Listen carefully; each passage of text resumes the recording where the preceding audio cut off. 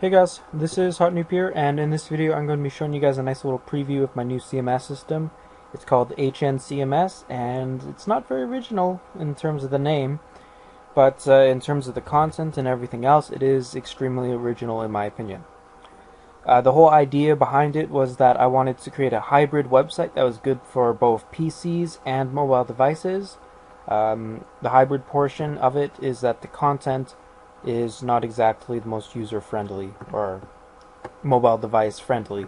It's still your standard text and whatnot, but there's no real way of sort of evading that or avoiding it, that little issue. In terms of efficiency and how well it works, it's fairly well. I use jQuery in it, so it's not the best, but it's good enough. Computers are speeding up, so are pads and stuff like that. And as you can see, the page itself loads up in 682 milliseconds, and it's not even on an overly good server. So, yeah, it's pretty good, especially compared to, let's go to hotnoob.com, and we have WordPress, same server, and this one has even a lot of optimization in it on my blog. And okay, that doesn't, Chrome's bugging out here. So go to network, refresh, and as you can see, it loads in half of the time that it does with WordPress, so that's so decent. Okay, so let's get onto it. I've spent most of my time with this working on the admin panel and making it so that you don't have to know diddly squat to be able to manage your own little website with this format. So I've just logged in as on an admin account, and poof. So yeah, this is the CMS editor. All you gotta do is you gotta select the page that you want to edit, press edit, yada, ta-da, and then you get your page. I've got some custom tags in here. You can add these in, and some of these are added in through plugins, obviously, and whatnot. So I'm just going to go over to the links here. This is really the most user-friendly portion of it, is the links. So to create a new link, you just click create new link, and it gives you a nice little prompt and blah blah, and creates all this junk for you. So yeah, but the great thing about this is you don't need to have any photoshopping skills. Like, let's say you wanted to change the color, let's make that whatever that color, press preview, and that you get a nice little preview of it. This is done through PHP GD's library, so you do need that installed on your server. I haven't put in a more user-friendly method yet, but in the future I have plans on doing this, where you'd just be able to do it like on a tablet and hold your mouse down and then just sort of move it around, but I don't have that in yet. Okay, back to the links. Admin, admin only, display, blah blah, your standard little features, and then your images. The names are encrypted, so yeah, you got security on that, and yeah, you just select an image, press preview, and poof, it changes. I'm just gonna change it back here. Well, actually I haven't saved it, so whatever, blah blah. Okay, simple as that. So moving on, let's go to the plugins. I've got two plugins right now. One is the background image rotator. Oops, got a little issue there. I can fix that later on. It's a minor bug. But yeah, what it does is it rotates the images, or the background images, and it is a plugin. I'll just open up the files here so you guys can sort of see how it works. I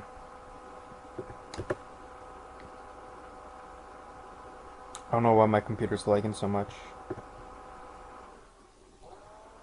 Okay, here we are. So this is sort of what the plugin is. It works in sort of a hooking basis, so we have BG image rotator, right admin options.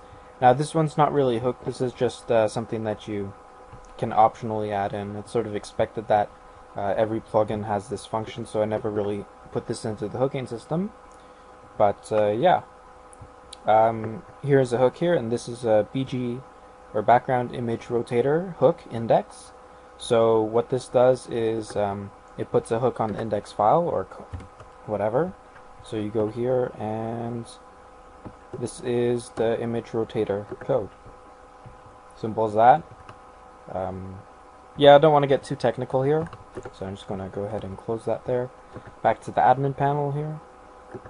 You got media, you can upload images and stuff, right? Choose an image to upload. Users, you can apply stuff to them. I don't have a lot of functionality with the users yet. That's something I plan on adding in later on. The event manager itself is a plugin, and this is just for managing your own events or whatever, mainly meant for in real life stuff. So yeah, that's why there's ticket price, members ticket price, late fees, and all sorts of little things, and then the date. And what happens is you sort of get a page like this and a nice little calendar that you can easily manage, and then you can do whatever, register to the event, and the prices are all validated and payments are validated. It's all automated. When someone does make a payment, it does go into the system and whatnot. So it's all you need for managing a nice little group here, which is what I've made this page for here. It's for a group called SID21C. It's an environmental group based in Calgary. Anyways, yeah, moving on. Let's go to the settings for some more technical stuff. You have your user-friendly or somewhat user-friendly configuration here. It's pretty simple. You put in all that junk. If you need more advanced configuration, you can edit the config file, and it posts that up here in the settings so you can find it. Next thing I'm going to show you guys is the diagnostics. This will just show you some errors or help you with the security, like for example, plugin /installed is not writable. So if I were to go to plugins and let's uninstall the background image rotator, so uninstall it, I get an error here, and that's because I haven't done that junk there. So I'm going to quickly do that and apply those so you guys can actually see that it sort of works. Plugins, installed, and hooks.